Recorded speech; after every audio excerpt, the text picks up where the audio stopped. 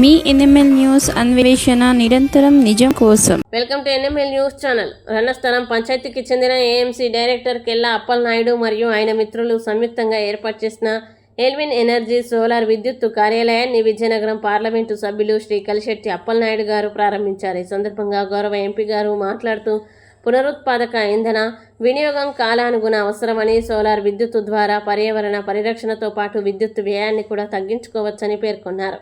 యువ పారిశ్రామికవేత్తలు ఇటువంటి వినూత్న వ్యాపారాలను ప్రారంభించడం అభినందనీయమని, సంస్థ మరింత అభివృద్ధి చెందాలని ఆకాంక్షించారు. ఈ కార్యక్రమంలో రణస్థలం పంచాయతీ సర్పంచ్ పిన్నింటి బానోజీ నాయుడు, మధ్య వెంకటరమణ, సాయి ప్రదీప్, కాశీ, గొర్ల శ్రీను, మధ్య రామ్మూర్తి తదితరులు పాల్గొన్నారు.